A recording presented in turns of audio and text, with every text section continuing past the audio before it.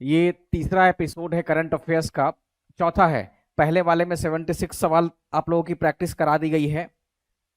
पहले वाले में 76, उसके बाद बिहार स्पेशल करंट अफेयर्स का 50 सवाल चला है, फिर 50 नेशनल करंट अफेयर्स रहा है, फिर 50 रहा है और आज फिर 50 है। तो ये टोटल जितना भी होगा इतने सवालों की प्रैक्टिस आज तक आपकी हो जाएगी। तो आप लोग जुड़ जाएं, उसके बाद फिर ये क्लास मैं स्टार्ट कर लेता हूं। तो करंट अफेयर्स की क्लास को छोड़ना नहीं है। डेली 50-50 सवाल भी तैयार होगा तो आपका बीपीएससी आते आते बहुत ही अच्छा करंट अफेयर्स पे पकड़ हो जाएगा। तो शुरू कर देना चाहिए आप लोगों के लिए। पहला सवाल पूछा गया, हाल ही में किस राज्य ने atlas of wolf habitats launch किया है? राजस्थान, मध्य प्रदेश, उत्तराखंड और गुजरात। तो बहुत आसान सवाल पूछा गया है, किस राज्य ने एटलस ऑफ वुल्फ हैबिटेट्स यानी कि जो भेड़िए के लिए निवास स्थान या आप उसको आरक्षित क्षेत्र कह सकते हैं, तो atlas of wolf habitats launch किया गया है किस राज्य के द्वारा? चार ऑप्शन दिया गया है, राजस्थान है, मध्य प्रदेश है, उत्तराखंड है और गुजरात। इसमें बिहार नहीं है, तो आपको अब उसका सही उत्तर बता देना है किस राज्य ने। तो इसका सही उत्तर है ऑप्शन डी, गुजरात। गुजरात के द्वारा ऐसा काम किया गया है, यानी कि atlas of wolf habitats launch किया गया है। इसका मतलब हो गया कि एक ऐसा एटलस लॉन्च किया गया है जो वैज्ञानिक तरीके से भेड़ियों के लिए जारी या भेड़ियों के लिए वो काम करेगा, यानी कि उनकी संख्या पे नजर रखेगा। इसके अलावा उनकी जो गतिविधियां हैं उनको ट्रैक करके वो रियल टाइम इन्फॉर्म भी कर देगा। तो इस तरीके से एक एटलस को लॉन्च कर दिया गया है। तो इसको भी आप ध्यान रखेंगे, बहुत सिंपल वन लाइनर है। इसका उत्तर हो जाएगा ऑप्शन डी, गुजरात। तो वुल्फ हैबिटेट्स को लॉन्च करने वाला जो राज्य है वो गुजरात है। आप सब लोग आ गए हैं? आवाज ठीक है? गुजरात, बहुत बढ़िया, इतने सारे लोग आ गए, ठीक है। नेक्स्ट क्वेश्चन पूछा गया आप लोगों से, सेकंड नंबर का, भारत का पहला पूर्ण साक्षर राज्य मई 2025 में कौन बना है? केरल, सिक्किम, त्रिपुरा, मिजोरम। भारत का पहला पूर्ण साक्षर राज्य, इसको अच्छे से कर लेना है। इस पे लगातार मैं आप लोगों को सवाल कराया था। इससे पहले वाला सवाल था कि भारत का तीसरा पूर्ण राज्य वो पूर्ण साक्षर राज्य कौन सा है, यानी कि जो ऑप्शन था उसी में से चुनना था आपको कि वो कौन सा राज्य रहा जो तीसरे नंबर का रहा पूर्ण साक्षर राज्य के रूप में। तो भारत का पहला पूर्ण साक्षर राज्य मई 2025 में कौन सा राज्य बना है? केरल, सिक्किम, त्रिपुरा या फिर मिजोरम। तो फर्स्ट की बात की गई है, उत्तर बताएंगे। मुझे देखना है नए वालों का। पुराने वाले तो बना देंगे ना, लेकिन जो नए वाले हैं वो कैसे बनाएंगे? थोड़ा लेट हो गया क्लास आज का, टेक्निकल वजह चल रहा था, काम चल रहा था। First Mizoram, second Goa, third Tripura, बहुत बढ़िया। किसी का केरल नहीं लगा है, क्यों? ठीक है, तो भारत का जो पहला पूर्ण साक्षर राज्य बना है वो ऑप्शन डी यानी कि मिजोरम बना है। तो इसमें याद रखना है कि पहला पूर्ण साक्षर राज्य का तात्पर्य हो गया कि वो राज्य जो 95% साक्षरता दर को प्राप्त कर चुके हैं। 95% ये क्राइटेरिया फिक्स किया गया है, तो अगर ये प्राप्त कर लेते हैं तो इनको पूर्ण साक्षर राज्य की श्रेणी में रख दिया जाएगा। तो इसी क्रम में पहला जो राज्य बना है वो बना है मिजोरम। मिजोरम की जो साक्षरता दर बताई गई है वो 98.2% बताई गई है। तो इतने स्तर पे, और ये 98.2% जो है वो सभी स्तरों पे है, चाहे वो बच्चा हो, चाहे वो बड़ा हो, चाहे वो महिला हो, चाहे वो पुरुष हो। तो सभी सूचकांकों के आधार पर इसकी कैलकुलेशन की गई है, गणना की गई है। तो 98.2% जो लिटरेसी रेट है वो मिजोरम का है। सेकंड नंबर पे गोवा है, ये इससे भी आगे निकल गया और इसकी जो साक्षरता दर है वो 99.7% है। इसके बाद तीसरे नंबर पे त्रिपुरा है। तो त्रिपुरा को ध्यान रखेंगे, ये लगभग 95.6% की साक्षरता दर प्राप्त कर चुका है। तो ये भारत के अभी तक 3 राज्य वैसे राज्य हैं जो पूर्ण साक्षर राज्य की सूची में आ गए हैं। आपको इसका याद रखना है। एक कार्यक्रम शुरू किया गया है इनके लिए, उल्लास।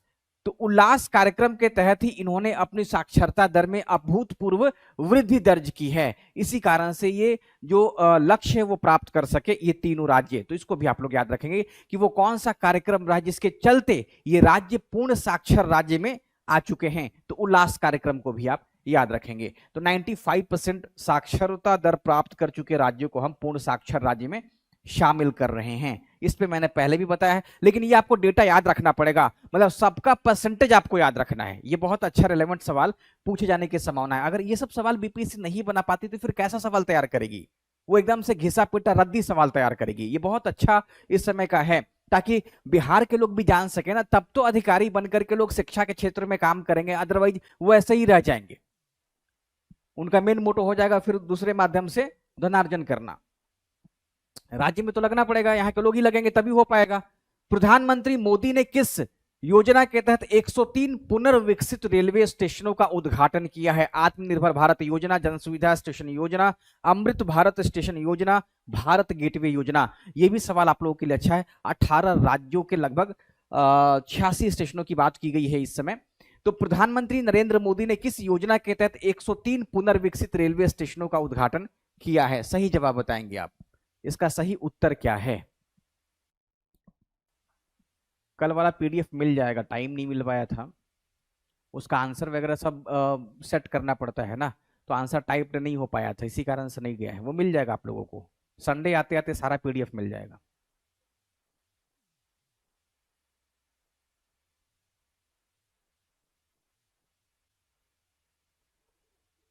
तो इसका तीसरा का आप लोग सी लगा रहे हैं, अमृत भारत, बहुत बढ़िया। तो प्रधानमंत्री श्री नरेंद्र मोदी ने किस योजना के तहत? तो अमृत भारत स्टेशन योजना के तहत 103 पुनर्विकसित रेलवे स्टेशन, यानी कि ये जो रेलवे स्टेशन है अब वो मॉडर्न इंफ्रास्ट्रक्चर के साथ तैयार किए जाएंगे, यानी कि पुनर्विकसित किए जाएंगे। तो इसमें क्या हो सकता है? जैसे मान लीजिए कि कोई ऐसा जो हम लोग रेलवे स्टेशन जाते हैं तो जो लाउंज वगैरह होता है वो अभी भी देखिएगा तो उसमें एसी काम नहीं करता है, तो अच्छा लाउंज हो सकता है, यानी कि वातानुकूलित है ना, एयर कंडीशनड क्या होगा, लाउंज हो सकता है। जो एस्केलेटर होता है, सीढ़ियां होती है, लिफ्ट जो होता है वो हो सकता है। जो दिव्यांग व्यक्ति हैं उनके लिए व्हील चेयर की व्यवस्था की जा सकेगी, नाश्ता पानी का नहीं रहेगा। तो ये सब जो तमाम जो सुविधाएं हैं वो नागरिकों को प्रदान की जाए या व्यक्तियों को या रेल यात्रियों को प्रदान किया जाए। तो इन सब को लेकर के ही अमृत भारत स्टेशन को डेवलप किया जा रहा है फिर से इसी मिशन के तहत।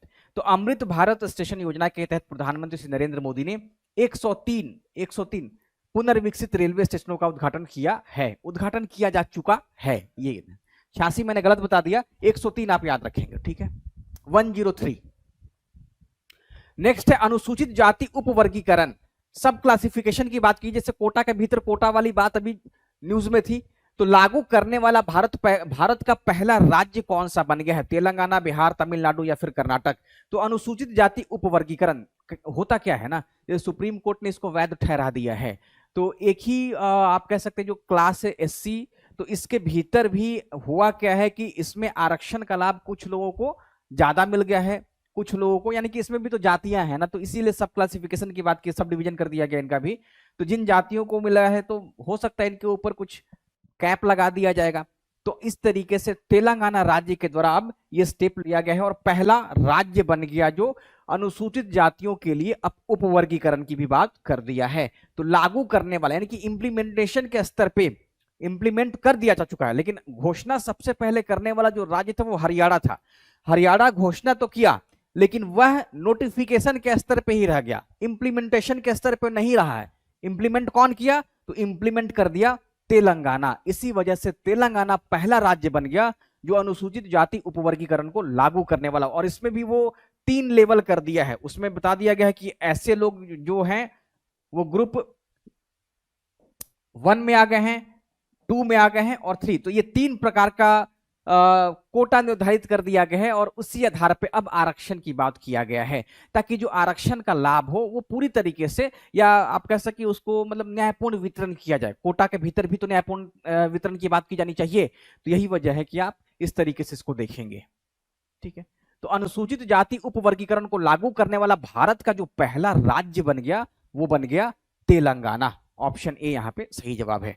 नेक्स्ट क्वेश्चन पूछा गया, हाल ही में किस राज्य ने कक्षा 10 यानी कि क्लास 10 के सभी छात्रों के लिए रोबोटिक्स शिक्षा अनिवार्य की है? महाराष्ट्र, केरल, कर्नाटक, आंध्र प्रदेश। ये भी आपको एक नया सूचना देगा कि वो कौन सा ऐसा राज्य है जिसने कक्षा 10 तक रोबोटिक्स शिक्षा की बात करता है। कक्षा 10 के सभी छात्रों के लिए, 10th की कक्षा मतलब इससे नीचे नहीं, कक्षा 10th के सभी छात्रों के लिए रोबोटिक्स शिक्षा अनिवार्य कर दिया है। रोबोटिक्स में देखिएगा तो रोबोटिक्स बहुत इस समय एडवांस आप कहें कि ये पढ़ाई लिखाई का माध्यम है, जिसमें वो मशीन लर्निंग कर सकते हैं, प्रोग्रामिंग की बात कर सकते हैं, है ना, डेटा एनालिसिस बात कर सकते हैं। तो रोबोटिक्स शिक्षा की बात यहाँ पे कर दी गई है। तो वो कौन सा ऐसा राज्य है जिसने अब अनिवार्य कर दिया 10वीं क्लास के बच्चों के लिए? बहुत बढ़िया जवाब, केरल। तो केरल ने ऐसा काम किया है। तो हाल ही में किस राज्य ने कक्षा 10 के सभी छात्रों के लिए रोबोटिक्स शिक्षा अनिवार्य कर दी है? केरल। यही वजह है कि अब देखिए यही वेरिएशन हो जाएगा। आप इसको ऐसे तुलना कर लीजिएगा, केरल बनाम बिहार, केरल बनाम बिहार। अब यहां पे अगर रोबोटिक्स शिक्षा की बात की गई है तो ये राज्य इंग्लिश मीडियम को ज्यादा प्रेफर करेगा, क्योंकि इसकी पढ़ाई जो है वो इंग्लिश भाषा में ही की जाएगी, यहीं पे वो लीड कर लेगा। और बिहार मालूम चला ही केरल से 100 साल पीछे हो गया है। तो जो राज्य जितना ज्यादा, जितना जल्दी इन सब चीजों को अडॉप्ट करके अपने यहाँ इंप्लीमेंट कर देंगे, वो राज्य उतना ही आगे रहेगा। तो आने वाले 50 सालों में भी आप देखेंगे ना कि अलग अलग राज्यों के बीच का जो ये वेरिएशन है, खास करके शिक्षा में, रोजगार में, वो बहुत ज्यादा है, बहुत ज्यादा हो जाएगा। बिहार को भी इस तरीके से स्टेप लेना चाहिए, और जो टेक्नोलॉजी की पढ़ाई है वो अब इस तरीके से फॉलो करना चाहिए। यहाँ के जो शिक्षा मंत्री हैं वो जाएं केरल, विजिट करें, हम लोग को बताएं कि वहां किस तरीके से ये राज्य वहां पे अप्लाई करा है कि 10वीं कक्षा के जो बच्चे हैं वो रोबोटिक्स की बात कर रहे हैं। और अपने बिहार में क्या है कि बीए कर चुके हैं, 4 साल 5 साल हो गया है, अब वो बीपीएससी की तैयारी करें। और उसके बाद हम उनको क्या पढ़ाते हैं कि पानीपत की पहली लड़ाई कब हुई थी, पानीपत की दूसरी लड़ाई कब हुई थी। और उधर केरल में 10वीं क्लास के जो बच्चे हैं, चूंकि अनिवार्य किया गया है, तो वो रोबोटिक्स की शिक्षा ग्रहण करें। और जैसे ही रोबोटिक्स की शिक्षा अगर वो ग्रहण करते हैं या रोबोटिक्स पे वो काम करना शुरू कर देते हैं, तो आगे आने वाले कोई भी टेक्निकल फील्ड का कोई भी ब्रांच होगा ना, उनको ज्वाइन करना फिर आसान हो जाएगा, क्योंकि उनका जो दिमाग है उसकी संरचना इस तरीके से हो जाएगी कि वो चीज जो ग्रहण करना है उनके लिए आसान हो जाएगा। जिस तरीके से आपको हम बता दें कि पानीपत की पहली लड़ाई इस समय हुई थी, तो आप दूसरा भी याद कर लेंगे, तीसरा भी आपका इंटरेस्ट हो जाएगा। 3 ही है, 4 5 तो है नहीं। तो ठीक वैसे ही केरल के बच्चों को अब इस तरीके से तैयार किया जाए कि वो अब रोबोटिक्स शिक्षा ग्रहण कर सकें। तो 5वें नंबर का सवाल अच्छा है, याद रखेंगे। अप्रैल 2025 में भारत के किन 2 धार्मिक ग्रंथों को यूनेस्को की विश्व स्मृति रजिस्टर में शामिल किया गया? रामायण वेद, उपनिषद मनुस्मृति, भगवत गीता नाट्यशास्त्र, गीता और कुरान। तो भारत के किन 2 धार्मिक ग्रंथों को यूनेस्को की विश्व वर्ल्ड मेमोरी रजिस्टर में शामिल किया गया है? सही जवाब बता दीजिएगा।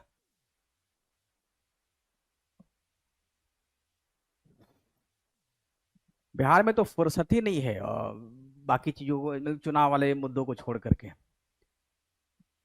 इसका सी आपने लगा दिया, 6 का। बहुत बढ़िया जवाब आ गया, भगवत गीता और नाट्यशास्त्र। तो इसका सही उत्तर क्या है? ऑप्शन सी, भगवत गीता और नाट्यशास्त्र। तो स्मृति रजिस्टर में इसको, क्योंकि बहुत ही महत्वपूर्ण ग्रंथ है, इसके बारे में जितनी भी चर्चा की जाए वो कम है।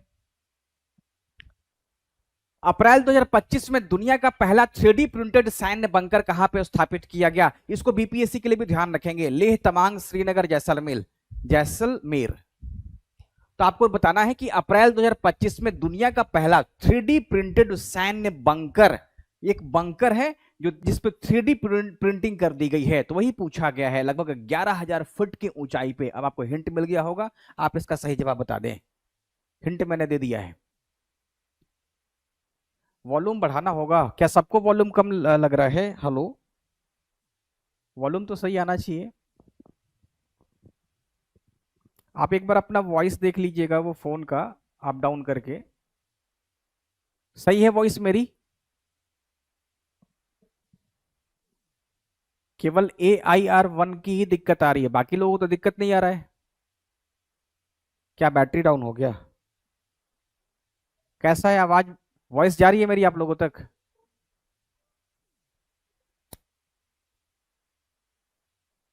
रूपा कुमारी, वॉइस जा रही है मेरी आप तक?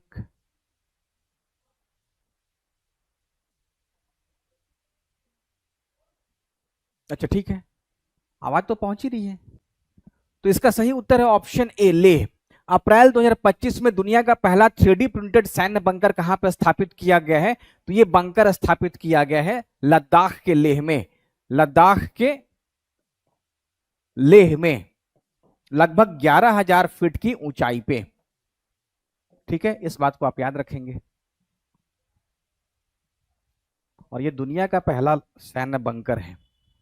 मई 2025 को भारत के 52वें मुख्य न्यायाधीश कौन नियुक्त हुए? NV Ramana, justice Sanjeev Khanna, justice DY Chandrachud, justice Bhushan R Gavai. तो 2025 की बात की गई जब भारत के 52वें मुख्य न्यायाधीश कौन नियुक्त हुए हैं? सही जवाब बताएंगे आप लोग, उत्तर बताएं।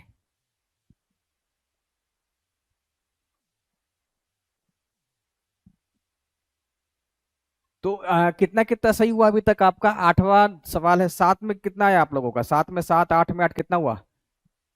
अनटोल्ड स्टोरी, खुशी कुमारी डी। हाँ, बहुत बढ़िया। तो जस्टिस भूषण आर गवई, ठीक है, जस्टिस बी आर गवई ही भारत के 52वें मुख्य न्यायाधीश हैं। डीवाई चंद्रचूड़ और जस्टिस संजीव खन्ना, तो ये 51वें थे, ये 51वें थे, और ये थे 50वें। तो 50, 51 और 52 का भी क्रम आपको यहाँ पर दिखाई देगा। तो भारत के मुख्य न्यायाधीश की जो नियुक्ति की गई है वो बी आर गवई के रूप में कर दी गई है। और बी आर गवई चूंकि दलित समुदाय से आते हैं, तो आप इनको कह सकते हैं कि भारत के दूसरे दलित सीजेआई हो गए, चीफ जस्टिस ऑफ इंडिया हो गए। और इसके अलावा ये प्रथम बौद्ध भी हैं, इनका जो रिलीजन है वो बौद्ध मानते हैं। तो भारत के प्रथम बौद्ध भी हो गए हैं जो मुख्य न्यायाधीश के पद पर बैठे हुए हैं। तो इस बात को भी आप ध्यान रखेंगे। 24 अप्रैल 2025 को भारत का 107वां राष्ट्रीय उद्यान कौन सा घोषित किया गया? काजीरंगा, पेरियार, सिमलीपाल, दूधवा। तो भारत का 107वां राष्ट्रीय उद्यान निम्नलिखित में से कौन सा घोषित किया गया है? सही जवाब। ये देखिए कि तभी पीएससी के स्तर पे है ये सब। ये जो सवाल है ना, ऐसा ही बीपीएससी 17वीं में पूछी थी आप लोगों से, बहुत सिंपल। और 69 पे भी ऐसा ही स्तर आता है, क्योंकि करंट अफेयर्स है ना, तो करंट अफेयर्स ऐसा ही पूछा जाएगा। हो सकता है कुछ एक का डिफिकल्ट ऑप्शन हो। सिमलीपाल का जवाब आ गया, बहुत बढ़िया, बहुत बढ़िया। तो 9 का सी, ठीक है। तो उड़ीसा में स्थित है सिमलीपाल। तो भारत का 107वां राष्ट्रीय उद्यान घोषित किया गया सिमलीपाल। इसके पहले उड़ीसा में ना एक भीतरकनिका था, वो किया गया था, लेकिन उड़ीसा का ये दूसरा हो गया। तो सिमलीपाल को 107वां राष्ट्रीय उद्यान घोषित किया गया है, इसको भी आप ध्यान रखिए। है कहां पे? उड़ीसा में। डीआरडीओ के द्वारा अप्रैल 2025 में हाइपरसोनिक स्क्रैमजेट इंजन का सफल परीक्षण कितने सेकंड तक किया गया है? 250 सेकंड, 450 सेकंड, 800 सेकंड, 1000 सेकंड से अधिक। तो डीआरडीओ के द्वारा हाइपरसोनिक स्क्रैमजेट इंजन का सफल परीक्षण कितने सेकंड तक कर दिया गया है? हाइपरसोनिक है ये। उत्तर बताएंगे। कब कब क्लास होती है? कब कब क्लास होती है, क्या मतलब हो गया? डेली 5 बजे चलती है क्लास? एक दिन में एक ही बार चलती है क्लास मेरी।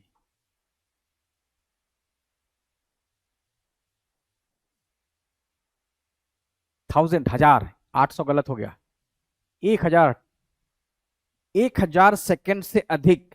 ऑप्शन डी सही जवाब हो गया।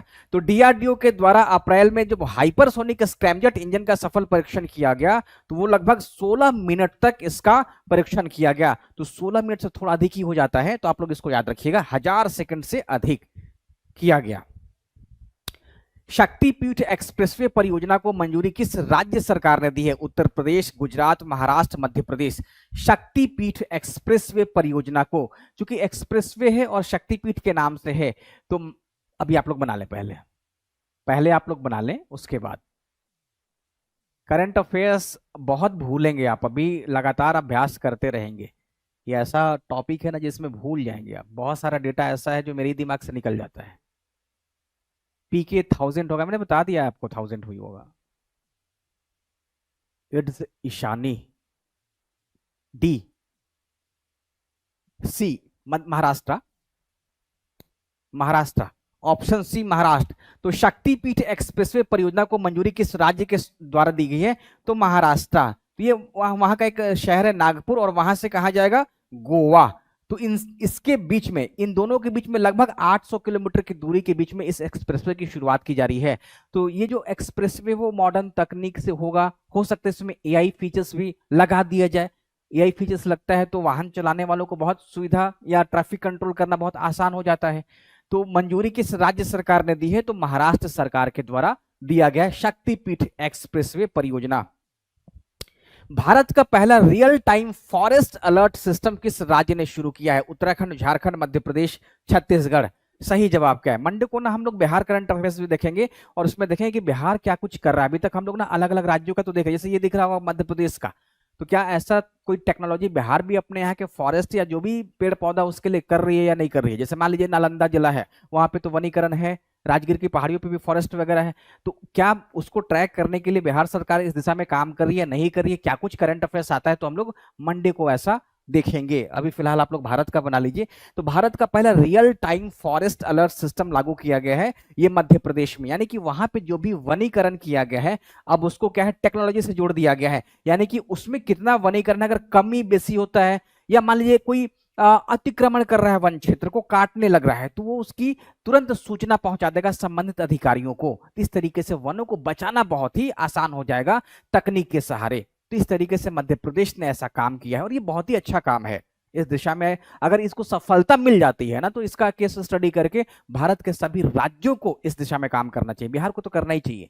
तो भारत का पहला real time forest alert system किस राज्य ने शुरू किया है? तो मध्य प्रदेश ने किया। रियल टाइम उसी समय बता देगा, किसी ने एक पेड़ को टच किया उसकी सूचना चली जाएगी जो भी कंट्रोलर होगा वहां पे, और वो फिर एक्शन ले लेगा कि क्यों वनों को नुकसान पहुंचाया जा रहा है।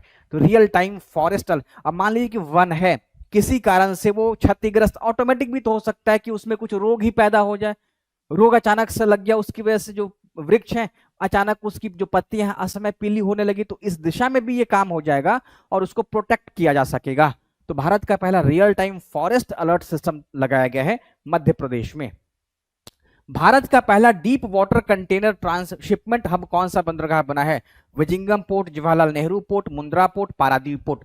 तो भारत का पहला डीप माने कि जो गहराई वाला है, तो deep water container transshipment hub कौन सा बंदरगाह बना है? सही जवाब बता दीजिए आप। अभी मैंने बता दिया तो आपको लग रहा है इसी को अगर हम फास्ट बता देते ना तो आपको समझ में नहीं आता। ब्रेव एंड ब्यूटीफुल, अभी मैंने आपको इसका अप्लाइड हिस्सा बता दिया तो आपको मजा आ गया कि बहुत अच्छा इनिशिएटिव है। आप रहेंगे तब पेड़ लगेंगे 500, लगा देंगे पेड़।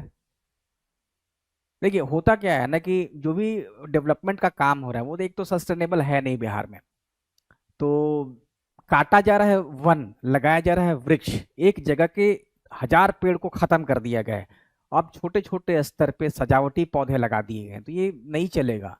वन का जो रिप्लेसमेंट है ना वन से होना चाहिए। जिस प्रकार जैसे पहले क्या था कि सड़क के किनारे शीशम का पेड़ मिल रहा है, महुआ का मिल रहा है, तो ये सब बड़ा बड़ा पेड़ उसकी जगह आप सजावटी लगा दें, जैसे बेली रोड पटना में लग चुका होगा है ना, ये लगाया आप लोगों ने, सही सही, अच्छा आप लोगों ने लगाया। तो विजिंगम पोर्ट ये कहाँ पे है? ये केरल में है। तो भारत का जो पहला deep water container transshipment hub जो बंदरगाह बना है वो बना है ऑप्शन ए विजिंगम पोर्ट। झिंगम है, जिंगम नहीं, विझिंगम, विझिंगम पोर्ट।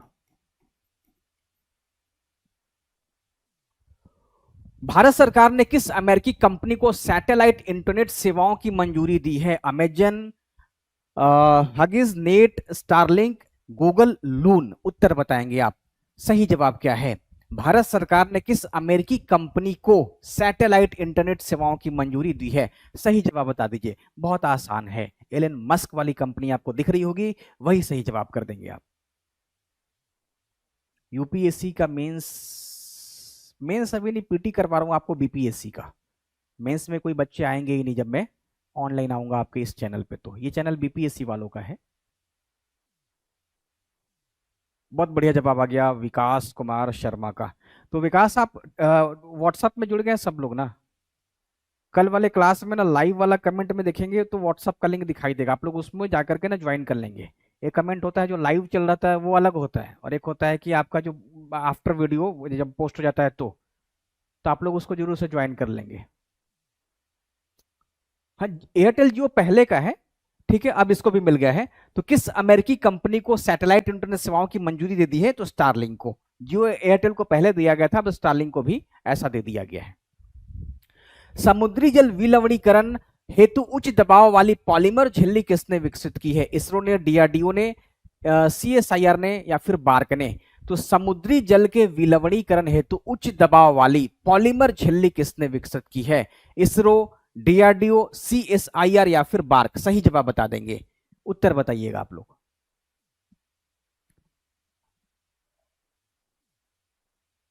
नहीं जुड़े हैं आप कल वाले में, देखिए अभी आज वाला में तो लगा नहीं है क्योंकि आज की क्लास लेट हो गई है तो फिर लगवाना मैं भूल गया। तो आप लोग ना कल वाली क्लास में चले जाएंगे और कल वाली क्लास में जाकर के आप, या एक दो दिन पहले वाली भी देखेंगे तो उसमें भी आपको कमेंट बॉक्स में ना दिख जाएगा उसका लिंक। स्टारलिंक क्या, रिचार्ज महंगा होना चाहिए, बहुत ज्यादा सस्ता हो गया आप लोगों का रिचार्ज, तभी जाकर कितना रील वगैरह लोग पोस्ट कर रहे हैं और देख रहे हैं। अब वो वाला जमाना सही था जब 255 रुपए में 1 GB का। अभी देख लीजिए ट्रेन यात्रा करना कितना मुश्किल हो गया है। किसी भी क्लास में बैठिए तो लोग ईयरफोन की जगह वो इसका स्पीकर ही ऑन कर देते हैं। अब उसी में कोई भोजपुरी बजा रहा है, दिल्ली तक भोजपुरी बजाते हुए जा रहा है। उसी में कोई पंजाबी बैठे हैं तो वो उधर पंजाबी लगा दिया, हरियाणवी है तो वो उधर लग गया है। मनीष, वो व्हाट्सएप वाला लिंक लगाओ।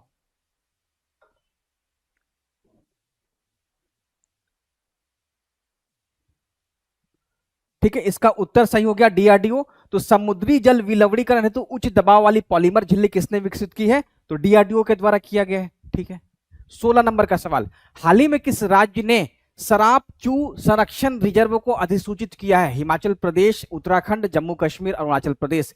तो ये सरापचू संरक्षण रिजर्व को किसने अधिसूचित किया है आपको बताना है। 4 राज्य का नाम दिया गया है। संरक्षण रिजर्व है, एक प्रकार का आप कहिए इसको, ये बायोडायवर्सिटी ही प्रोटेक्ट करने का काम कर रहा है, यानी कि जो जीवों की विविधता है उसको बनाए रखने का ही ये काम कर रहा है। तो किस राज्य ने? हिमाचल प्रदेश ने ऐसा काम किया है, इसको भी आप ध्यान रखेंगे। 17 नंबर का सवाल, भारतीय निवेशकों और पर्यटकों को आकर्षित करने हेतु किस देश ने मई 2025 में गोल्डन वीजा शुरू किया है? यूएई, वियतनाम, श्रीलंका और थाईलैंड। सही जवाब क्या होगा? मिला?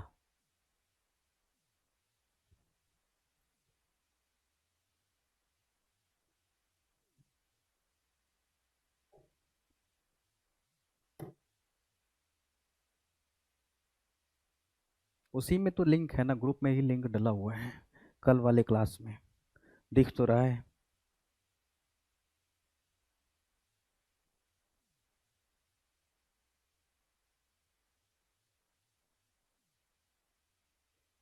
मिला?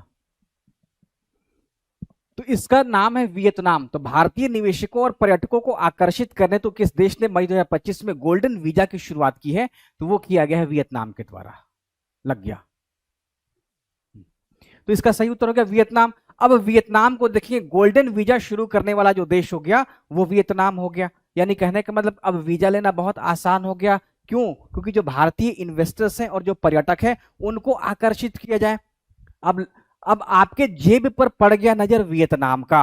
अब वियतनाम चाह रहा है कि गोल्डन वीजा लेकर के आप उनके यहां पहुंच जाइए, तो जेब पे नजर वियतनाम सरकार की पड़ गई है, इसी कारण से इस वीजा की शुरुआत कर दी गई है। भारत का पहला अंतरराज्य चीता कॉरिडोर किन 2 राज्यों में विकसित किया जाएगा? मध्य प्रदेश, गुजरात, राजस्थान, महाराष्ट्र, राजस्थान, उत्तर प्रदेश, मध्य प्रदेश और राजस्थान। तो भारत का पहला अंतरराज्य चीता कॉरिडोर, यानी कि 2 राज्यों के बीच ये कॉरिडोर होगा जहां पर जो चीता है वो प्राकृतिक वातावरण में आवागमन कर सकेंगे। उनके ऊपर राजनीतिक सीमा का कोई भी असर नहीं पड़ेगा।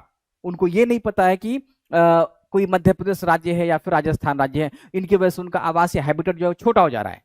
तो दोनों राज्य मिलकर के अब उसको एक बड़ा वातावरण, भौगोलिक वातावरण प्रदान करने की कोशिश कर रहे हैं। तो भारत का पहला अंतरराज्य चीता कॉरिडोर किन 2 राज्यों में विकसित किया जाएगा? एक है मध्य प्रदेश, दूसरा राजस्थान। इसमें ऑप्शन हो जाएगा डी। तो मध्य प्रदेश और राजस्थान। तो मध्य प्रदेश में हो जाएगा कूनो वाला है, गांधी सागर हो गया, और राजस्थान का एक मुखुंदरा में जो टाइगर रिजर्व है। तो इन दोनों में ही अब चीते को भी बसाया जा रहा है। ठीक है, तो मुखुंदरा और कुनो, और एक तरफ हो गया एमपी का ही गांधी सागर। तो भारत का पहला अंतरराज्य जो चीता कॉरिडोर है वो मध्य प्रदेश और राजस्थान, इन दोनों राज्यों में बनाया जा रहा है। ठीक है, क्लियर हो गया? 11 का सी, 18 चल रहा है। एमपी राजस्थान, आदिल शकील लेट आ गए आप। तो इसका सही उत्तर है ऑप्शन डी, मध्य प्रदेश और राजस्थान। सब लोग लेट क्यों हो गए? आदिल शकील का कौन सा सवाल छूटा है? कितने नंबर से आ गए आप? जो लोग डेली आ रहे हैं ना वो कम से कम पहले आ जाइए 5 बजे। मान लीजिए कि मेरी क्लास 5:05 में हो रही है तो थोड़ा सा वेट कर लेंगे 5 मिनट, का दिक्कत है? कभी कभार नेट स्लो हो जाता है, कभी कभार टेक्नोलॉजी की कोई दिक्कत हो जाती है। अब उसमें ना क्लास लगाने में दुनिया भर का शुरू का ये जो स्टेप है पूरा करना पड़ता है, लगभग 7-8 मिनट लग ही जाता है। तो थोड़ा सा रुक जाएंगे। एमपी राजस्थान, बहुत बढ़िया। ऐसे देखिए, एक बार अगर आप लोग मेरे साथ पढ़ लेंगे ना तो आपके दिमाग में वो फैक्ट बन जाएगा। कोशिश करेंगे आप उसको और भी कहीं से इंटरलिंक कर देंगे। जैसे मान लीजिए कि कोई भी 3 आदमी पहले से जुड़ा हुआ था मेरे, अच्छा कोई नहीं। तो जैसे मेरा ये कहना है कि जैसे मान लीजिए कोई भी करंट अफेयर्स चले, जैसे मान लीजिए चेन्नई का ही बहुत सारा हमने बताया आप लोग को, है ना। कई बार हिमाचल प्रदेश की चर्चा हो गई है, कई बार आपने देखा केरल की चर्चा बहुत हुई है। तो उन सबको आप इंटरलिंक कीजिए, कॉपी में उसको एक जगह भी नोट कीजिए कि कौन कौन सा जो करंट अफेयर्स है वो चेन्नई से जुड़ा है, कौन कौन सा केरल से जुड़ गया है, कौन कौन सा जो है वो अदर राज्य से है। तो आपको ना जल्दी याद रहेगा। 13 सितंबर तक यही आपको ना कुछ एक्स्ट्रा एक्टिविटी करना पड़ेगा आपको अपने नोट्स बनाने के लिए। यहाँ पे तो सब एक ही मिल रहा है। किस देश ने नई दिल्ली स्थित अपने दूतावास में बीजू पटनायक के स्मारक में स्मारक पट्टिका स्थापित की? जापान, रूस, फ्रांस और पोलैंड। सही जवाब क्या है?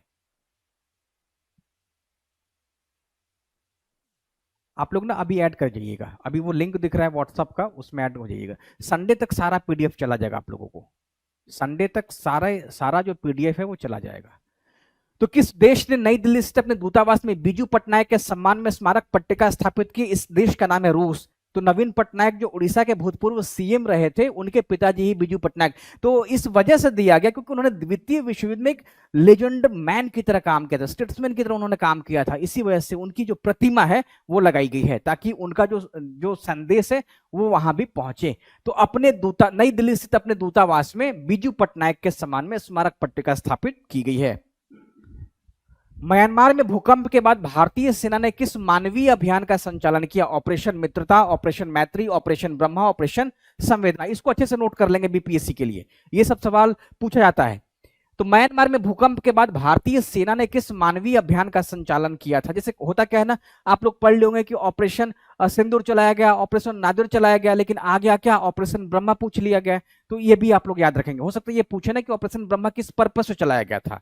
तो म्यांमार में भूकंप आने के बाद मानवीय सहायता के रूप में भारत सरकार ने चलाया था। तो इसका मतलब क्या है कि आपदा के आने के बाद जो सहायता या मानव आप कहें कि मानवीय सहायता कार्यक्रम भारत सरकार के द्वारा वहां चलाया गया था। उनको भोजन, उनको अलग जगह रखना, ये सब काम किया गया होगा अस्थायी रूप से।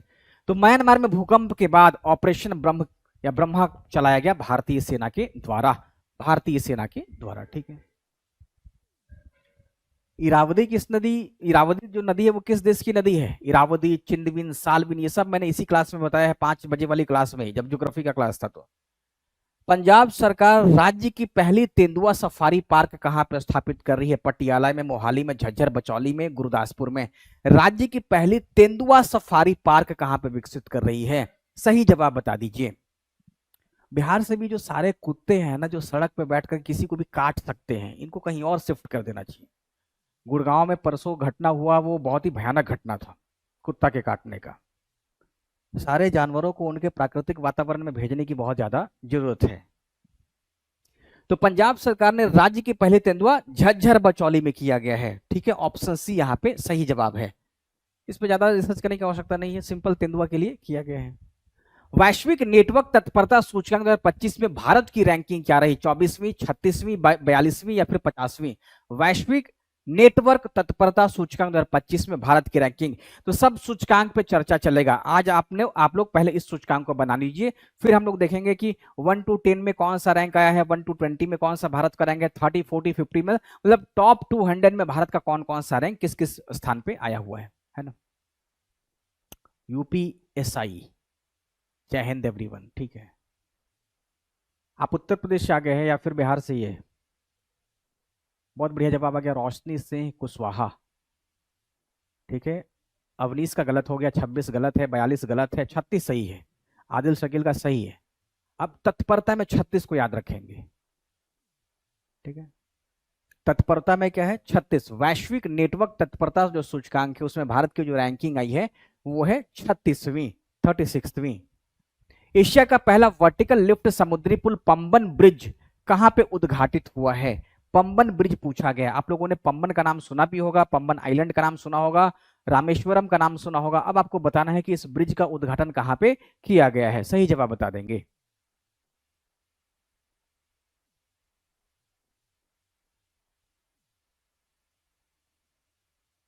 करंट अफेयर्स को फेंटते रहेंगे आप लोग दिन भर में, कभी कभार मन किया तो एक राउंड में 10, 20, 50 देख लिए। अगर आपका वो पढ़ा हुआ है तो बहुत जल्दी याद हो जाएगा।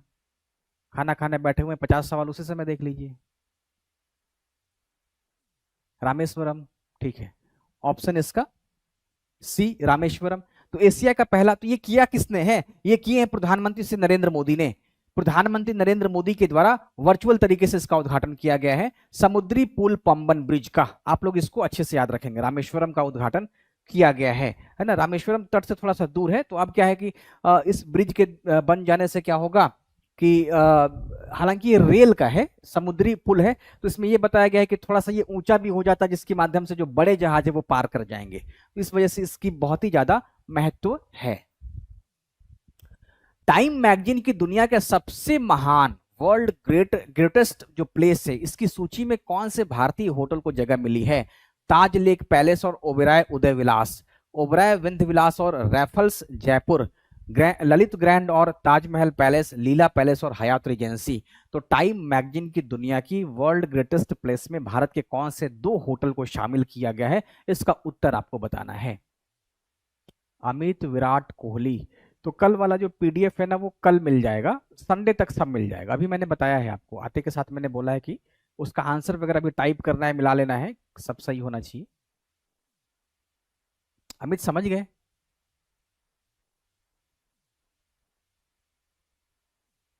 सब मिल जाएगा।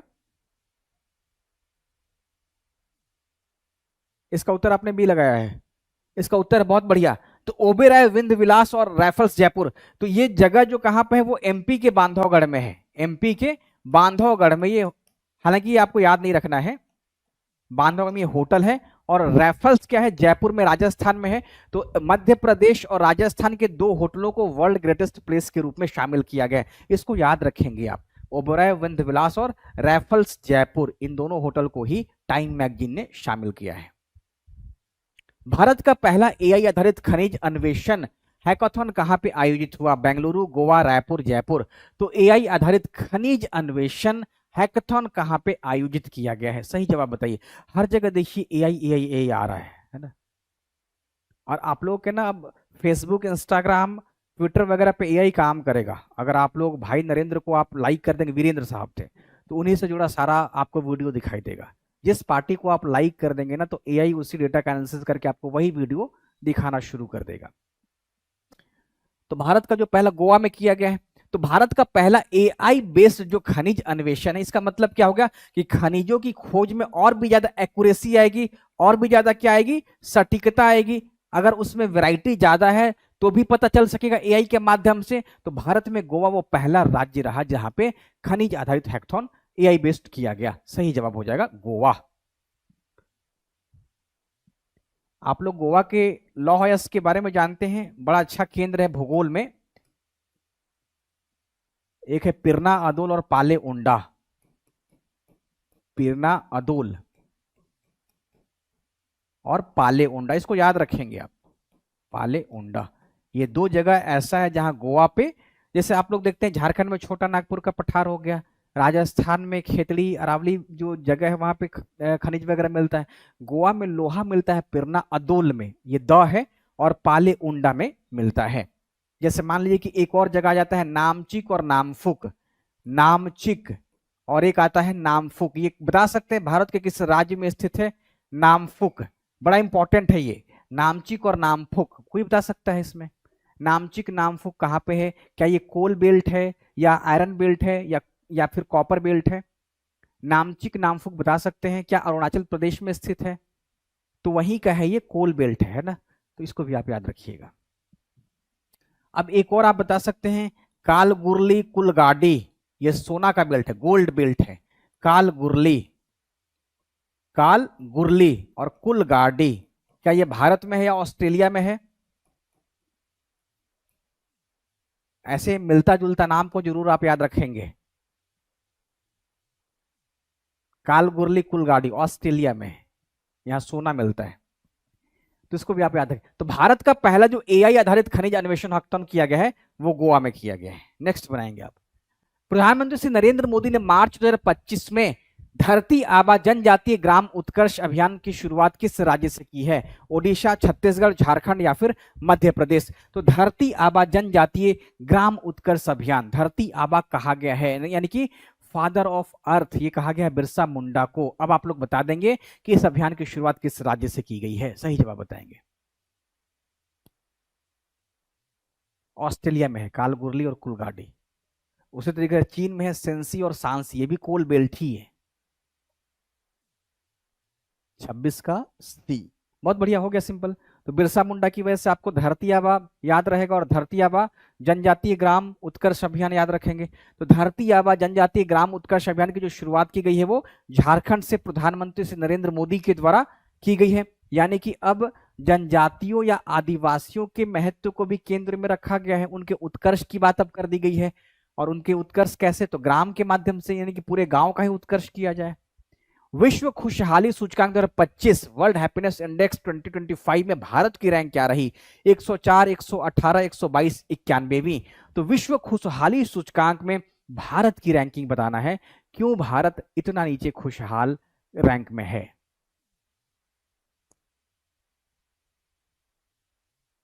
क्यों खुश नहीं है भारत? पीटी का प्रेशर है इसलिए खुशी गायब हो गई है आप लोगों की, या फिर यहाँ की फिल्में ही वैसी बनती है कि लोगों को रुला दे, झूठ बोल करके भेजे सिनेमा हॉल में कि जाओ। 118, बहुत बढ़िया। इतना नीचे क्यों है? हम लोग क्या करें कि ये और भी टॉप में आ जाए, टॉप 10 में आ जाए, 1 से 10 में आ जाए। क्योंकि भारत में खुशी डिपेंड करती है सामने वाला दुखी रहे। अगर सामने वाला खुश है तो फिर बगल वाला दुखी हो जाता है कि वो इतना खुश क्यों है ना। तो भारत में खुशहाली जो इंडेक्स है वो बहुत डाउन, 118वें रैंक पे भारत है। जबकि यहाँ पे विरले कोई ऐसा है ना, मतलब मान लीजिए जनसंख्या का 1%, 2%, 5%, क्योंकि गरीबी तो अब है ही नहीं भारत में, तो 2 टाइम का भोजन मिल ही जा रहा है, मस्त लोग रहते हैं। क्या वजह है? सबको शादी का प्रेशर है, शादी में तो खुश होना चाहिए ना।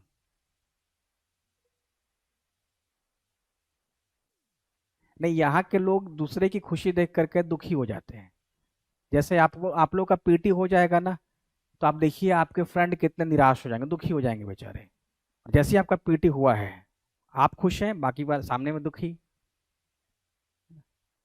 तो सही जवाब क्या होगा? ऑप्शन बी, विश्व खुशहाली सूचकांक, ऑप्शन बी 118। भारत का पहला PPP green waste processing plant कहां पर स्थापित किया जा रहा है? इंदौर, जयपुर, भोपाल, नागपुर। बहुत अच्छा सवाल पूछा गया। पीपीपी मॉडल है, public private partnership green waste processing plant. देखिए वेस्ट भी जो होता है ना, ग्रीन वेस्ट हो गया, यानी कि वैसा कचरा जो कि पर्यावरण अनुकूल है। तो ग्रीन वेस्ट प्रोसेसिंग प्लांट कहां पर स्थापित किया जा रहा है? इंदौर में, जयपुर में, भोपाल में, या फिर नागपुर में। हम लोग कचरा जब फेंकते हैं ना, तो हमको पता नहीं होता है कि उसमें कौन सा जो कचरा है वो ई कचरा है, या कौन सा जो कचरा है वो ग्रीन कचरा है। तो सबको मिक्स करके फेंक देता है। आप जब देखेंगे मेट्रो स्टेशन वगैरह दिल्ली में, तो वहां पे क्या है कि ड्राई और वेट दोनों का अलग अलग लगा होता है कि आप यहाँ पे गीला कचरा डालें, यहाँ पे सूखा। लेकिन मालूम चलता है कि सूखा वाला में लोगों ने गीला डाल दिया है, गीला वाला में लोगों ने सूखा डाल दिया है। तो ग्रीन वेस्ट प्लांट की स्थापना इंदौर में की जा रही है। तो भारत का पहला पीपीपी जो ग्रीन, इसके पीछे कारण क्या है कि जब भी आप इंदौर में जाएंगे, एक तो इंदौर में स्वच्छता संस्कार बहुत ज्यादा है। वहां के लोग सड़कों पे थूकते नहीं जिस तरीके से बिहार यूपी में लोग थूक देते हैं। यहाँ पे सड़क पे थूकना शान के लिए समझा जाता है। अगर हम थूकने से कोई मना कर दे तो वो अपना ईगो पे ले लेते हैं। जबकि इंदौर में ऐसा कल्चर है कि वो थूकेंगे ही नहीं, सड़क हो, डिवाइडर हो, कोना हो, या कोनी कोई सा भी हो। पब्लिक टॉयलेट वहां बहुत अच्छा बना हुआ है, किसी को भी अगर कुछ लगा हो तो जाकर के पब्लिक टॉयलेट इस्तेमाल कर सकता है। वैसे ही कचरा का है, आप देखेंगे वहां पे हर जगह, चाहे बस स्टॉप ही क्यों ना हो, वहां पे कचरे की बॉक्स रखी हुई है, जहां पे साफ साफ लिखा हुआ है कि आप यहाँ पे वैसा कचरा डाले जो सूखा हो, वैसा कचरा डाले जो जहरीला हो, अलग उसका बनाया गया है। तो इस तरीके से कचरे का वहां डब्बा रख दिया गया है। तो भारत का पहला पीपीपी ग्रीन वेस्ट जो प्रोसेसिंग प्लांट है वो इंदौर में है। बिहार सरकार को पटना नगर निगम और दानापुर नगर परिषद के सारे अधिकारियों को वहां भेजना चाहिए, स्टडी करें वहां पे किस तरीके से। पटना में देख लीजिए, बारिश हुआ होगा तो हर जगह वहां पे गटर का ढक्कन ही नहीं लगा होगा। कचरे का डब्बा रखना बहुत दूर की बात है, पहले वो लोग कचरे का जो गटर का जो ढक्कन है वो लगा दें, उनके लिए वही काफी रहेगा। और इस समय हर जगह डंडा लगा दिया गया है, डंडा पे बोरा रख दिया गया, कहीं लाल कपड़ा रख दिया है ताकि लोग बच जाएं। और जहां पे नहीं रखा गया वहां पे अपनी समझ का इस्तेमाल करते हुए सड़क के बीच में ना चल करके किनारे किनारे चल करके लोग अंदाजा लगाते हैं कि हम सुरक्षित हो सकते हैं। तो ये पटना का हाल है, इंदौर को ध्यान रखेंगे। मार्च 2025 में आयोजित रायसीना डायलॉग का 10वां संस्करण किस थीम पर आधारित था? Changing geopolitics, democracy in danger, Kalachakra, जन शांति और ग्रह, वर्ल्ड बियॉन्ड वॉर। सही जवाब क्या है बताइए। बीपीएससी आप लोग का क्लियर होगा, आप हमसे पढ़ेंगे क्लियर हो जाएगा आपका, छूटेगा नहीं सवाल।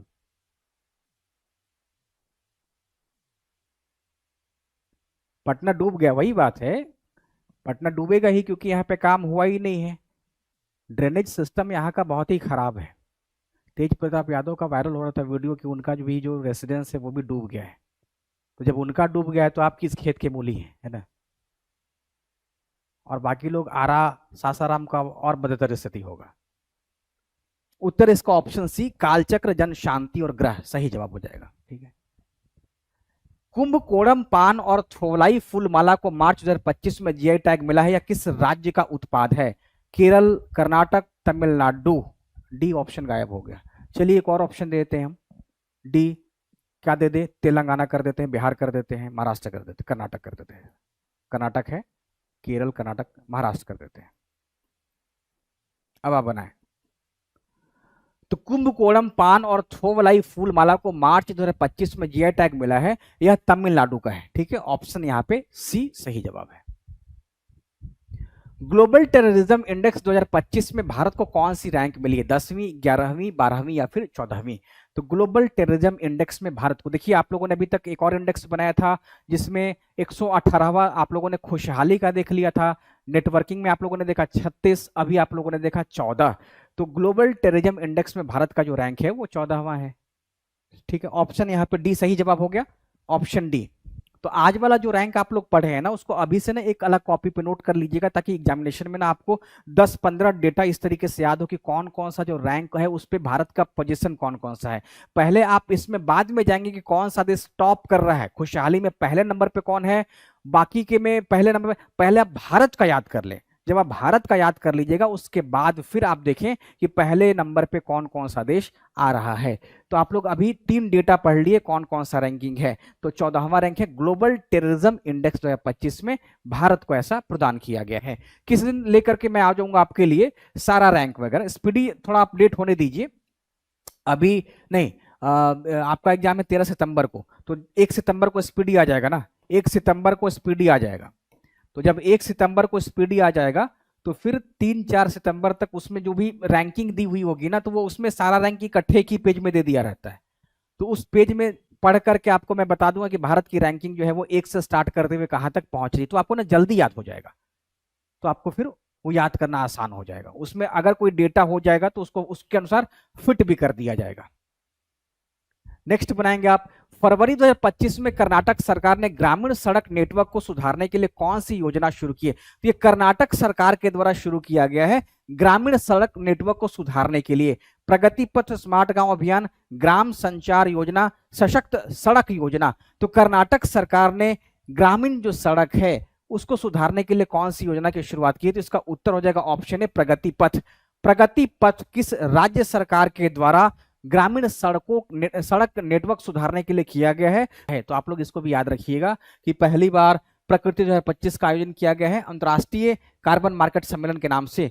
तो पहला अंतर्राष्ट्रीय कार्बन मार्केट सम्मेलन का जो आयोजन किया गया है वो किया गया है ऑप्शन बी, नई दिल्ली में। इसको भी आप याद रखेंगे, भारत की राजधानी। भारत का पहला डायबिटीज बायोबैंक किस शहर में स्थापित किया गया है? मुंबई में, पुणे में, चेन्नई में या फिर बेंगलुरु में? तो पहला डायबिटीज बायोबैंक किस शहर में स्थापित किया गया है? सही जवाब बता दीजिएगा, बहुत आसान प्रश्न है और इसको भी आप अच्छे से याद रखेंगे। इसका उत्तर चेन्नई होगा। नई दिल्ली आप लोगों ने पहले वाले का लगा दिया है, ठीक है। और इसका उत्तर क्या हो जाएगा? Option C, Chennai. तो भारत का पहला डायबिटीज बायोबैंक किस शहर में स्थापित किया गया है? चेन्नई में किया गया है डायबिटीज बायोबैंक, ठीक है। डायबिटीज के खात्मे के लिए भारत में मिठाई का खात्मा होना आवश्यक है। मिठाई सही हो जाता है, तनाव तो है ही मुद्दा, इसलिए तो हम 118वें रैंक पे हैं। तनाव भी कारण है, मिठाई भी कारण है।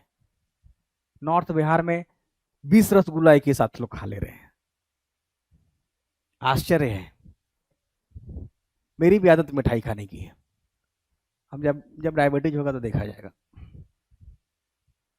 आप लोगों से पर्वतमाला परियोजना के अंतर्गत सोनप्रयाग से केदारनाथ रोपवे को किस राज्य में मंजूरी मिली है? तो ये नाम सुनते के साथ आपके दिमाग में इसका आंसर आ जाना चाहिए। इसमें तनिक भी आप देर न लगाएं और बनाए तुरंत। हिमाचल प्रदेश, उत्तराखंड, जम्मू कश्मीर, अरुणाचल प्रदेश।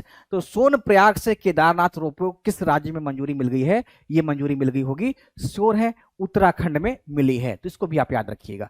जैसे किसी को भी केदारनाथ जाना होता है तो मैक्सिमम लोग कैसे जाते हैं, हरिद्वार ऋषिकेश होते केदारनाथ पहुंच जाते हैं, है ना। लेकिन चढ़ाई हो जाता है, तब वहां पे रोपवे की व्यवस्था कर दी गई सोनप्रयाग से ही। तो जब आप जाइएगा तो फिर नेक्स्ट टाइम आपको बना बनाया रोपवे मिल जाएगा। तो अभी अगर बिना रोपवे का जाना है तो भी जा सकते हैं, इसका एक अलग रोमांच होता है ना। नेक्स्ट बनाएंगे आप लोग, भारत की पहली तटीय और वेटलैंड पक्षी जनगणना कहाँ पे आयोजित की गई है? कच्छ गुजरात, चिल्का ओडिशा, जामनगर गुजरात, कोल्लम केरल में। तो पहली तटीय और वेटलैंड पक्षी गणना कहाँ पे आयोजित की गई है? कच्छ, कच्छ, चिल्का, जामनगर या फिर कोल्लम। सही जवाब क्या है, उत्तर बताएंगे आप।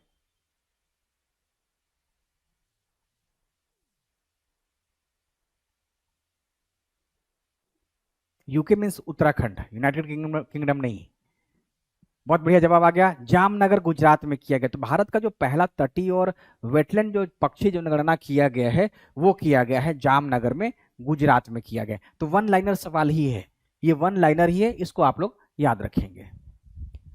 गैलेक्सी पेलोड जो फरवरी 2025 में अंतरिक्ष के बरमूडा त्रिभुज से लौटा, किस भारतीय स्टार्टअप से संबंधित है? स्काईरूट से, अग्निकुल कॉस्मोस, पिक्सेल, स्पेसटेक से। सही जवाब बता देंगे आप। तो गैलेक्सी आई पेलोड जो फरवरी 2025 में अंतरिक्ष के बरमूडा त्रिभुज से लौटा, किस भारतीय स्टार्टअप से संबंधित है? सही जवाब आप बताएंगे।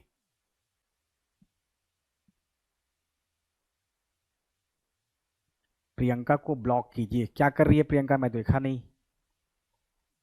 क्या वजह हो गई इस क्लास में?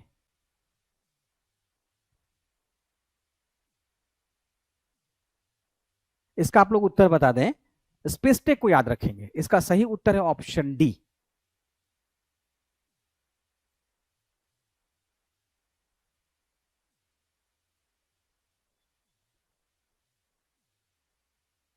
कितना याद करना पड़ेगा? अभ्यास के माध्यम से, अभ्यास होते रहेगा, जितना ज्यादा उससे गुजरेंगे आप उतना ही आपको वो फैक्ट बना रहेगा, और करना ही है, तभी तो आप अधिकारी बनेंगे ना। 3 से 4 लाख लोगों में 1000-2000 सीटें आती हैं, तो उसमें आपको पास होना है। तो बहुत अच्छा रहता है कि आप उससे गुजर जाइए। अगर इसको 10 बार देख लेंगे आपको याद हो जाएगा। जैसे आपने देखा है स्पेस टेक, एक बार लिख देंगे, स्पेस का नाम आपने सुना ही होगा, टेक का नाम आप लोगों ने सुना ही होगा, दोनों को जोड़ दे स्पेस टेक हो गया। थोड़ा सा इंटरेस्ट ले इसी में, इसको ऐसा, जैसे आप लोगों ने मुझे पहली बार देखा होगा और आप लोगों ने मुझे 5वीं बार देखा होगा, तो 5वीं बार देखोगे तो फ्रेंडली नजर आ रहे होंगे। इनको देख लिए कहीं पहले भी, पहली बार में थोड़ा सा आप लोग देख रहे होंगे कि बाल है नहीं है, चश्मा है मेरा। तो सेम कंडीशन यहाँ पे भी है, तो इससे आप लोगों को गुजरना पड़ेगा। 2-4 बार इसको अभ्यास कीजिए, आज अभी देख लिए, फिर इसको 12 घंटे में एक बार और देख लीजिए, 24 घंटे में एक बार और देख लीजिए, तो आपको याद रहेगा। एक बार बोल भी लें, एक बार लिख भी लें, जितना इस तरीके से अभ्यास करेंगे उतना ही आपको जल्दी लंबे समय तक याद रहेगा। स्पेस्टिक को आप याद रखें। ग्रेट बैकयार्ड बर्ड काउंट 2025 में सर्वाधिक पक्षी प्रजातियों के साथ कौन सा राज्य शीर्ष पर रहा? असम, कर्नाटक, तमिलनाडु, पश्चिम बंगाल। तो ग्रेट बैकयार्ड बर्ड काउंट 2025 में सर्वाधिक पक्षी प्रजातियों के साथ कौन सा राज्य टॉप पे रहा? सही जवाब बताइए।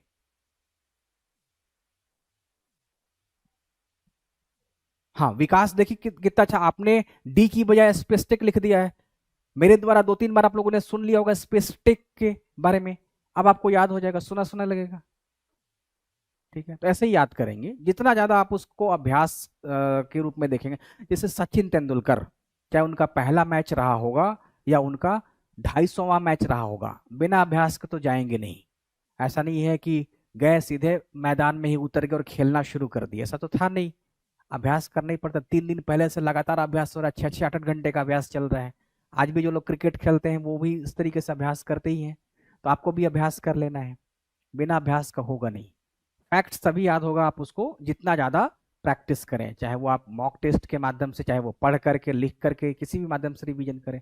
नहीं, इसमें पश्चिम बंगाल आ रहा है। ग्रेट बैकयार्ड बर्ड काउंट 2025 में सर्वाधिक पक्षी प्रजातियों के साथ कौन सा राज्य शीर्ष पर रहा? तो इसका सही उत्तर है ऑप्शन डी, पश्चिम बंगाल। किसी का सही नहीं हुआ इसमें, सभी लोगों ने तमिलनाडु किया है। नहीं, ऑप्शन डी यहाँ पे सही जवाब है। भारत का पहला वन्य जीव बायो बैंक कहां पे स्थापित किया गया है? देहरादून, दार्जिलिंग, मैसूर, भोपाल। तो वन्य जीव बायो बैंक कहां पे स्थापित किया गया है और ये भारत का पहला है। देखिए कितना अच्छा अच्छा कॉन्सेप्ट, भारत से बाहर के राज्य, बिहार से बाहर के राज्यों में किया जा रहा है। बिहार को ही छोड़ दे, बिहार में ही देखे तो बहुत, अब देखते हैं कल परसों से क्या होता है बिहार के बारे में, हम लोग बिहार के बारे में भी देखते हैं, है ना।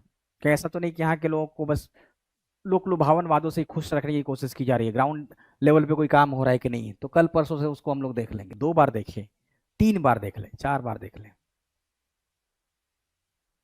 जैसे कैसे अभी गर्मी में ना आम आया होगा, तो एक बार आप लोग ना आम को खूब बढ़िया से देखे होंगे। अब क्या है, आम आप लोग देखते भी नहीं होंगे, सीधा स्ट्रेट फॉरवर्ड जाते होंगे रास्ते से, आम दिखता ही नहीं होगा। क्यों? क्योंकि इतना कॉमन हो गया आपके लिए। तो ठीक वैसे ही फैक्ट से आप गुजर जाए, 10 20 50 याद करके ही छोड़ेंगे, आज बैठे हैं तो 50 कर ही लेंगे। नहीं, इसमें दार्जिलिंग आएगा, ऑप्शन यहाँ पे बी सही है, देहरादून नहीं। तो भारत का पहला वन्य जीव जो बायो बैंक है वो कहाँ पे किया गया है? तो दार्जिलिंग में किया गया है। सही जवाब ऑप्शन बी। भारत का दूसरा उड़ान यात्री अनुभव केंद्र फरवरी 2025 में किस हवाई अड्डे पर शुरू हुआ? बेंगलुरु, चेन्नई, मुंबई, लखनऊ। तो भारत का दूसरा उड़ान यात्री अनुभव केंद्र कहां पे शुरू हुआ? दूसरा, पहला कलकत्ता में हुआ है। तो ये जो उड़ान यात्री जो अनुभव केंद्र हुआ है स्टार्ट, ये चेन्नई में हुआ है। तो यहाँ पे क्या, जैसे जो एयरपोर्ट पे आप पहुंचेंगे तो कॉफी मिल रहा है 250 रुपए में, पानी मिल रहा है 100 रुपए में, तो इस जगह पे आपको 10 रुपए में चाय कॉफी की व्यवस्था कर दी जाएगी, पानी आप यहां से ले सकते हैं। तो उड़ान यात्री अनुभव केंद्र में यहाँ पे 10 रुपए में पानी चाय मिल सकती है आपको। तो इस तरीके से जो एयरपोर्ट के जो यात्री होते हैं उनके लिए ऐसा व्यवस्था किया गया है। रेलवे पे तो ऐसा है ही, रेलवे में तो 10 रुपए का पानी या 15 रुपए का पानी मिलता है, चाय कॉफी 10 ही रुपए का मिलता होगा, कॉफी 20 रुपए का है, चाय 10 रुपए का, तो उससे सस्ता हो गया एयरपोर्ट पे, आप पी सकते हैं आप। लेकिन कहाँ पे? या तो कलकत्ता में, नहीं तो चेन्नई में, कलकत्ता में और नहीं तो चेन्नई में, ये 2 ही जगह पे शुरू किया गया है। पटना में अभी आप 50 100 जितना भी लगे, 50 रुपए का पानी आधा लीटर मिलता है। झूमुर विनंदनी 2025 झूमुर नृत्य महोत्सव का उद्घाटन प्रधानमंत्री श्री नरेंद्र मोदी ने कहां पे किया? रांची में, कटक में, अगरतला में, गुवाहाटी में। तो झूमुर विनंदनी यानी कि जो झूमुर नृत्य है, तो यहाँ पे लगभग 8,000 से ज्यादा लोग, 8600 का आंकड़ा रहा है, जहां पे जो नृतक थे उन्होंने झूमुर नृत्य किया है। ये जो झूमुर नृत्य है उन्होंने ऐसा परफॉर्मेंस किया है। तो इस महोत्सव का उद्घाटन पूछा गया है, भारत के प्रधानमंत्री श्री नरेंद्र मोदी ने कहां पे किया है? रांची में, कटक में, अगरतला में या फिर गुवाहाटी में। सही जवाब बता दीजिए।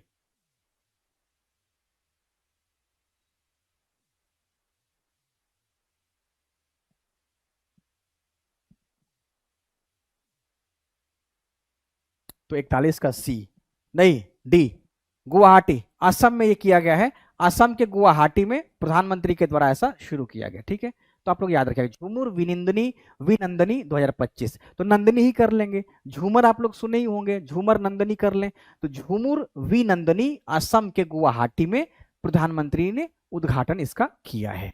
ठीक है, झूमर विनंदनी, झूमर विनंदनी 2 4 बार बोल लेंगे, याद हो जाएगा, गुवाहाटी में किया गया है।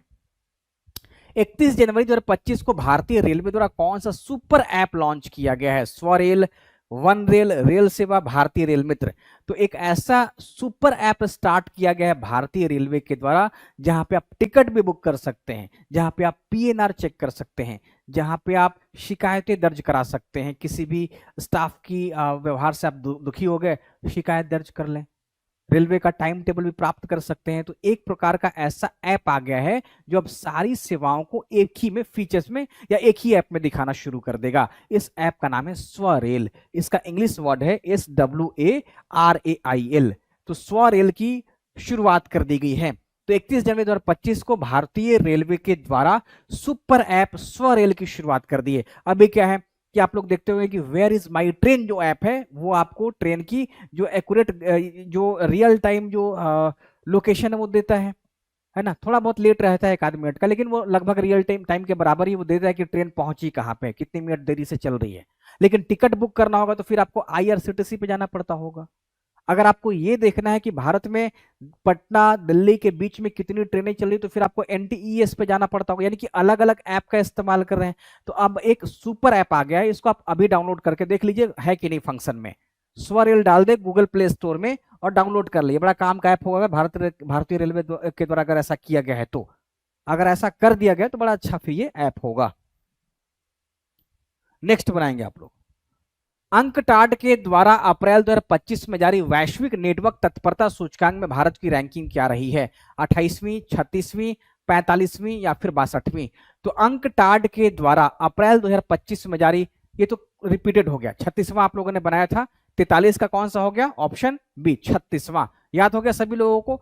तो नेटवर्क तत्परता सूचकांक में भारत की जो रैंकिंग रही है वो 36वां रहा है। नेक्स्ट बनाएंगे आप लोग, 6 अप्रैल 2025 को प्रधानमंत्री नरेंद्र मोदी ने एशिया के पहले वर्टिकल लिफ्ट समुद्री पुल पंबन ब्रिज रामेश्वरम, ये भी रिपीटेड हो गया। नेक्स्ट बना दें, गोवा में आयोजित 10वें sci fi film festival of India की थीम क्या थी? अंतरिक्ष अन्वेषण, विज्ञान और प्रौद्योगिकी के सभी के लिए, हरित क्रांति, डिजिटल इंडिया। बड़ा इंपॉर्टेंट ये सवाल आपके लिए, बहुत इंपॉर्टेंट सवाल बीपीएससी के लिए, जहां पे आप तुक्का लगाएंगे तो गलत हो जाएगा। जो भी आपके दिमाग में ऐसा उठता होगा भावना कि हम इसी को सही करें, फिक्स है कि गलत हो जाएगा। सही जवाब बताइए।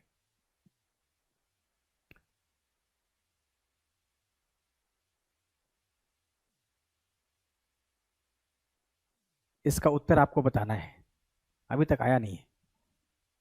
हरित क्रांति, एम एस स्वामीनाथन को अच्छे से श्रद्धांजलि दिया गया, बहुत वो महान भारत के संदर्भ में कार्य किया था।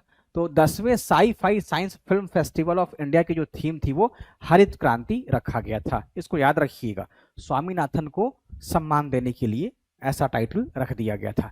10वें sci fi science film festival of India का मुख्य उद्देश्य क्या था? गोवा में फिल्म पर्यटन को बढ़ावा देना, भारतीय फिल्म निर्माताओं को साइंस और एफ आई यानी कि जो भी रहे इसका मतलब फाई, तो फिल्में बनाने के लिए प्रोत्साहित करना, युवाओं को हॉलीवुड साई फाई फिल्में दिखाना, फाई क्या हो गया यहाँ पे, युवाओं में वैज्ञानिक सोच और जिज्ञासा को बढ़ावा देना। तो 10वें sci fi film festival of India का मुख्य उद्देश्य पूछा गया है, उत्तर इसका ऑप्शन डी, वैज्ञानिकों युवाओं में वैज्ञानिक सोच और जिज्ञासा को बढ़ावा देना। इसके पीछे जो वजह रहा है, क्योंकि साई लगा है, साइंटिफिक हो गया, जो टेम्परामेंट है वो साइंटिफिक हो, यही वजह है कि युवाओं में वैज्ञानिक सोच और जिज्ञासा को बढ़ाने के लिए इसका आयोजन किया गया था। जुलाई 2025 में साहित्य अकादमी युवा पुरस्कार 2025 हिंदी भाषा के लिए किसे प्रदान किया गया है? पार्वती तिर्की, अद्वैत कोतारी, सुशील शुक्ल, नेहा रुबाब। सही उत्तर क्या है? सही उत्तर बताएंगे आप।